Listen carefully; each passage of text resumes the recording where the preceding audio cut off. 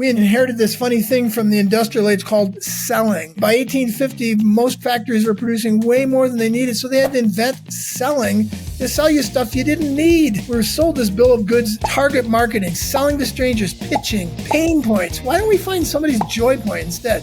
To build any relationship, whether it's with your dog, your pet orca whale, or your wife, or your friend, you need to be recent and frequent. How recently did you talk to me and how frequently? It's like I've been pinging you forever, but if you're not recent and frequent, it's not going to work. The one that really works for us is what we call relationship marketing. That's the one that costs the least amount of money and the most amount of time. The closer you get to a hug, the more likely you are to sell something. So sit across the table from somebody and watch what happens. Hello and welcome to another episode of the Duct Tape Marketing Podcast. This is John Jantz. My guest today is Chuck Blakeman. He's a successful entrepreneur, best-selling author, TEDx speaker, and business advisor. He built 13 businesses across 10 industries on 4 continents and has worked with companies like Google, Microsoft, and Apple.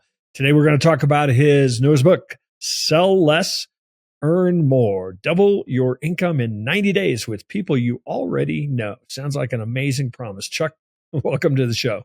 Thanks, John. Those things always sound like obituaries to me. Well, I've been doing this a long time, and somebody found one of mine that went back to second grade. It was really painful. But at any rate, I want to talk about the book, of course, but I can't pass over the 13 businesses, 10 industries, 4 continents. Do you have the 2-minute version of what all that was? Sure, yeah. I in high school, I was left-handed, right-brained, ADHD and dyslexic, and they thought I was stupid. They wanted me to be a tinsmith because nobody knew what ADHD and dyslexic was back then. Sure. Yeah. So I went into the Army. And while I was in the Army, I stumbled into doing something for somebody else, and they paid me. And fast forward 45 years later, I'd started 13 businesses in 10 industries on 4 continents. And so, yeah, I guess I have something to offer. But when I graduated from high school, I literally thought I'd be the only kid who wouldn't get a job. Well, so what? Tell us about at least one of those exits. I mean, is it do you have a good sexy story, or were they all just meat and potatoes? Everybody has good sexy stories, so I'll give you the ugly one because nobody ever gives those. We built a business that we bought it for $1 million. It was pretty much done. It had been losing business for 10 years. We bought it for $1 million, and we grew it to $9.5 million in 2 years and had to sell it in a fire sale. Because I didn't understand that the faster you grow, the less money you have. Yeah. I just assumed that the faster you go, the more money you have. No, it's called cash flow. Yeah. So I had, the books I've written 4 books now, and the books I've read, I say in most of them, this is not a book I wrote. This is a life I lived. You just bleed over this stuff. Yeah. So that was one of them. And then we had some more successful stories than that one. Awesome. Well, going to the title of the book, Sell Less, Earn More, sort of counterintuitive a little bit. You want to explain kind of what the core concept you're trying to get across there? Yes, John. People have accused me of being counterintuitive, and I realized I'm actually not. I'm counterlogical. It doesn't make sense. Yeah. But intuitively, it does make sense. It's really for this book I wrote because I'm a business owner, and I'm a business owner's advocate, and I do all kinds of stuff with business owners. This is the anti-sales book, specifically written for business owners, not for salespeople. And these are business owners who are looking for a permanent cure to the common cold call. If you want to stop selling and still earn more, this is the right book for you. So we teach people to do the things I did because I didn't like selling. It was a rude awakening for me to wake up one morning. If you're making chairs and they're piling up in your basement, you figure out, oh no, I actually have to sell these darn things. Right. You end up doing something you didn't want to do. Very few business owners go into sales or into business to want to sell. So we teach them how to get out of sales and to stop doing it by building relationships with people they already know. So for you hit on a very key point. A lot of people didn't go into business because they were great at selling and actually end up saying, I hate that part of it. Is there a reason they hate it? And does it really kind of lie in the way that sales is traditionally thought about and experienced and taught? Yeah, I love your book and I love your approach to things because absolutely. We inherited this funny thing from the industrial age called selling. Yeah. Before the factory system, we produced what we needed. By 1850, most factories were producing way more than they needed, so they had to invent selling to sell you stuff you didn't need. And we call it stabbing strangers with your business card. You're doing all this kind of crazy stuff to try and gin up sales that people don't need. Welcome to consumerism. So absolutely, it goes back to the whole idea that we were sold this bill of goods, target marketing, selling to strangers, pitching, pain points. Why don't we find somebody's joy point instead? Cold calls, cold calls. Ugh. Controlling the conversation. This is my favorite. I hear this all the time. Someone very proudly will say to me, I contacted my database. Right. Why don't you connect with a few people you know? There's a message in those two statements. Sure. One is transactional and the other is relational. So we've inherited a transactional view of business, and sales is the worst aberration of that. So I work with a lot of consultants, agencies that are, they need 3 or 4 more clients, or maybe they're just getting started. They're very drawn to I can have 1,000 emails and I can automate a funnel and I can use AI to contact all these people. And I do the same thing. I say, why don't you just pick up the phone and call 5 people and see what happens? But people don't want to do that. They'd rather sit through agonizing days of setting up a funnel, than to actually reach out. So how do you get people past that? Yes. So would I. Most business owners, they don't want to talk to strangers. They love talking to customers, but they don't want to talk to strangers. Go to networking events. Right. Nobody wants to do that. So how do we get them past the idea? Well, they get themselves past it. Usually they come to the end of themselves, either in time or in money, because it takes a bucket load of money and time to get all that stuff moving for you. Yeah. There's 2 ways to find clients. You can buy them, which is extremely expensive in time and money, or you can pick up the phone and say hello to people. But the key here, John, for me is I'm not asking you to go find people you don't know. I hate that. What if you could go to a friend and talk to them? We call it finding your lumberjacks. What if you, instead of going to the networking forest and finding the next tree and doing all the seasoning you have to do in that relationship, what if you found somebody who'd been to the forest and had 20 years worth of trees in their database, and they could see the value of giving their customers to you? Make friends with that person you already know and show them the benefit, and off you go. Yeah. So there are a lot of people that start a business, and they really, again, I coach them. I was like, look at your contacts in your database. That's you got 100 people in there probably. That's where you start. But then they kind of come to this point of okay, they know me, but how do I warm them up? How do I get a conversation that actually has something to do with maybe them purchasing or maybe them referring? How do you do that? How do you get that contact who's not really expecting you to call them and talk to you about your new business? Yeah. So the overriding principle of the book Sell Less, Earn More is serve, don't sell. Yeah. Which you're all over that. And we teach people specific ways to get involved in that. We have the 4 buying questions. When you meet with someone individually, I challenge business owners to never talk about their business again in a one-to-one unless they are asked. Right. And almost always I'm asked, because I have 4 buying questions where I'm asking them about things that have nothing to do with business. I'm showing interest as a human being. And trust is our number 1 asset. If you don't have trust, you're done. So asking 4 buying questions: how did you get into this business, and where's it taking you, and what do you want out of it? And just simple things like that will give them the idea that maybe this person actually cares about me as a human being. The guard goes down. Jeffrey Gitomer made this famous, but it was in the 1930s. People were saying nobody wants to be sold, everybody wants to buy. Right. The 4 buying questions flip the script. Don't talk about your business. Ask them about them as human beings or about their business. Show interest. Stephen Covey, seek first to understand rather than be understood. I didn't make this stuff up. Yeah. But we get all that. We all, we say, yeah, I understand, but we don't do it. What if we actually went in with 4 buying questions and we never talked about our business again unless we were asked? I guarantee you will make more money. Do you want to share those?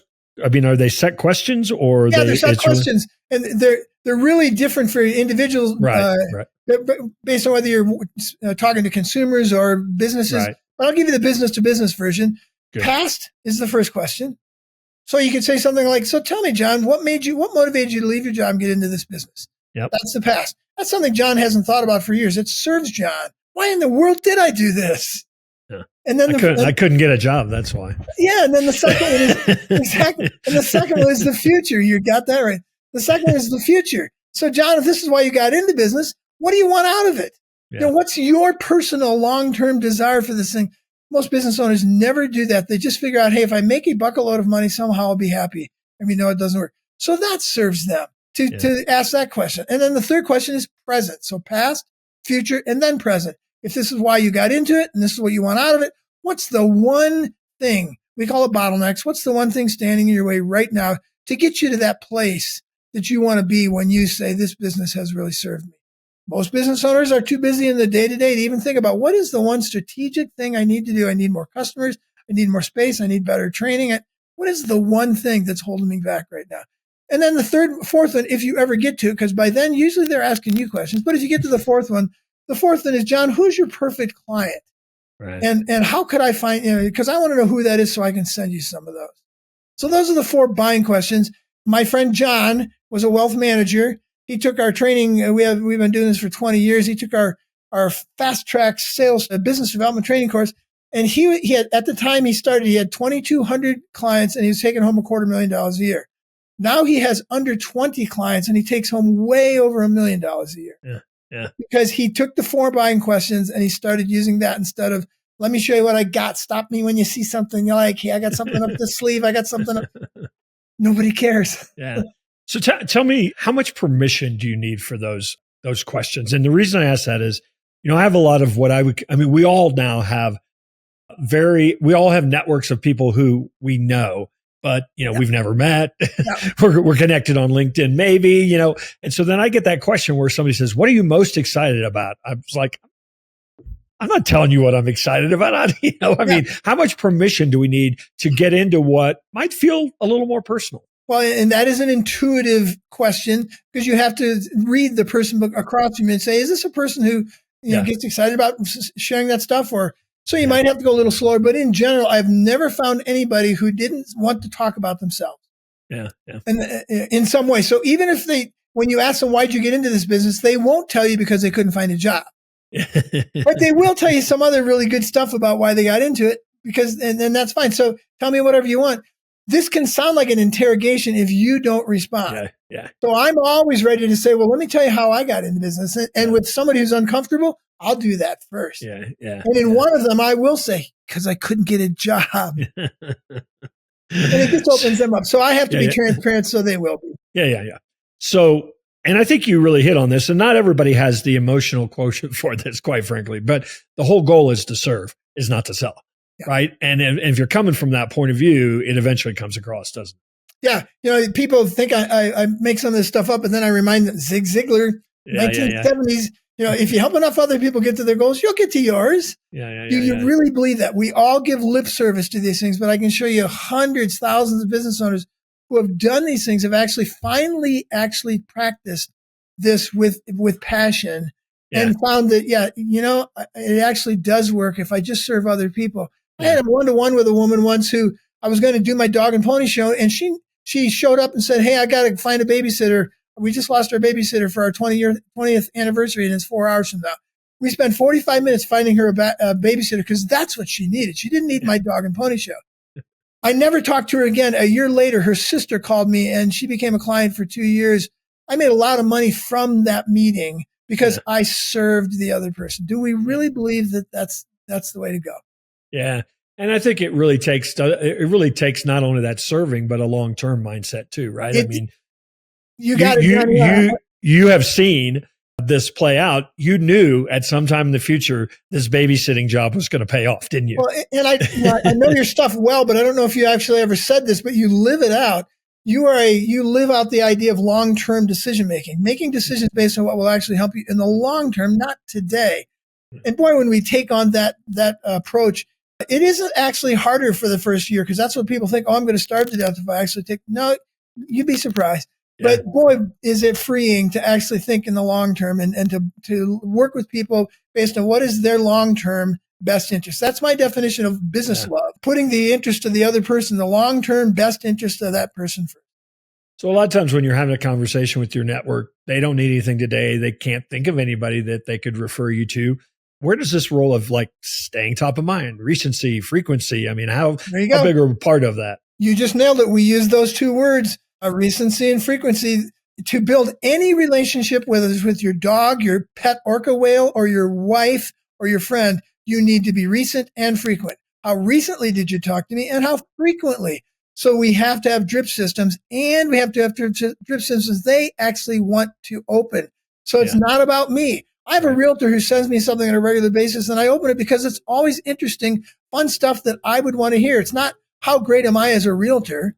And so we have to figure that out and do the recency and frequency. And you put together a simple little drip system. We got Microsoft as a client, $3 million a year client, because for a year and a half, I tickled the guy at Microsoft, who was my contact, with everything from a phone call to a press release to once in a while coming out to visit him. And he called me one day and said, "Hey, I got this press release from you yesterday. I'm glad I did because I'd forgotten all about you." It's like, I've been pinging you forever, but if you're not recent and frequent, it's not going to work. So you got to have that as part of your deal. Plus, I mean, we're all overloaded with information. So it's like, why did one thing work? Right? It's because they were ready to hear it that day, right? Yes. Yeah. So you have actually, and I love it when people have frameworks, 4 quadrants of marketing that you talk about when it comes to relationship marketing. You want to kind of unpack that idea for people? Yeah. So quadrant number 1 is advertising. That's what the big boys use. Yep. And quadrant number 2 is direct mail. Those two are more, or direct marketing. Those two are more the purview of people with a lot of money and not a lot of time. So you can buy a gecko or a duck or a funny comedian and put them on the airways for millions and millions of dollars for years. And we fall in love with that insurance company because we fell in love with fill in the blank, the guy. Well, good luck with that. I don't have that kind of money as a business owner. And the second one is direct marketing. That one I can do a little bit more of and a lot more of in some ways, but still it's expensive. The third quadrant is public relations. We told a guy who wanted to do rugby vacations, set up rugby vacations with a guy and his wife and 30 guys and go on a 10-day vacation to Brazil and play 2 or 3 rugby games. We told him, go kick a rugby ball across America. He figured out he could get $150,000 in sponsors, and it would take him like 3 months to kick the ball across, and he'd get news in every town. It's paid marketing if you do it right. Yeah. And then, but the one that really works for us is what everybody calls relationship marketing. Yeah. That's the one that costs the least amount of money and the most amount of time. But, I say this all the time, and you say it in your stuff. You just don't say it with this phrase. The closer you get to a hug, the more likely you are to sell something. So sit across the table from somebody and watch what happens. And again, don't do it one customer at a time. Find the lumberjack who has all those customers who will just open their database to you. You got 100 people in your database, you're going to wear them out. Yeah. He's got, he or she has 300 and you have 2 or 3 of those, you got 1,000 person database. Let's just do it that way. Make friends with a few people. So let's say I am somebody getting started maybe in a new business, and I come to you and I say, look, I want to get this. I love what you're talking about. I want to get this going. Like, what's the checklist? Like, what are the 10 things I need to do to kind of set this in motion? I know it's not going to happen overnight, but how do I set it in motion? Yeah. So we have these are all things I did to build my businesses. We didn't make anything up to sell on the internet or any of that kind of stuff. We just feel like people need a specific set of tools. So we talk about what we call the lumberjack buying system. It's a simple way to alliterate the 3 different places in your database that a person might be living. They're either a new contact, or you're in a conversation, or they're on the fire, or they're a new client. And things like gold veins, where you can show up on a regular basis and you'll see the same people over and over again, very different than networking. Yeah. And they're all the ideal clients of yours. The catalyst events, tier 3 listening, the 4 buying questions, the 4 walking in commitments. So there's some mindset things that people have to do to shift out of the industrial age mindset guilt trip that we've been giving, stabbing people with their business cards. That's mindset stuff. And then there's a few simple tools that people have. We have a 10-week training course that we use, and there's about 6 tools that we give people over those 10 weeks. And you don't have to use all of them. This is one of the other problems with sales, is that we give people these really rigid sales processes that are built for nobody, or 70%, and not for me. How do some of the new-ish, been around for a while now, but newish platforms like LinkedIn, how do they play into, this game? Yeah, well, 10 years ago, somebody in one of our courses said, I'm going to use LinkedIn to develop my relationships. Right after I had said, the closer you get to a hug, the more likely you are to sell something. Right. But she went in 10 weeks, she doubled her income by just talking to people in LinkedIn that she knew in alphabetical order, and she didn't get past E. Yeah. Now, if you looked at what she had a lot of good existing relationships on LinkedIn. So it wasn't a cold call. She was talking to people she already knew. So it doesn't matter what medium you're on. I made $100,000 plus in about a year and a half off of Twitter 15 years ago. Yeah. Whatever. So you can do that, but it's still the same principles. Nothing changes. The closer you get to a hug, the more likely you are to sell something. Serve, don't sell. Tier 3 listening. It's all the same. Well, Chuck, I appreciate you taking a few moments to stop by. Is there a place you'd invite people to connect to you, learn more about Sell Less, Earn More? Yeah, they can find it on Amazon, Sell Less, Earn More. They can also go to 3to5club.com, 3 to 5club.com, or just find me, Chuck, at cranksetgroup.com. I also have a webpage, chuckblakeman.com. So any of that stuff, if you look up Chuck Blakeman, you're going to find me, unfortunately, if that's your thing. Awesome. Well, again, I appreciate you stopping by. Hopefully we'll run into you one of these days out there on the road, Chuck. Look forward to it, John. Thank you.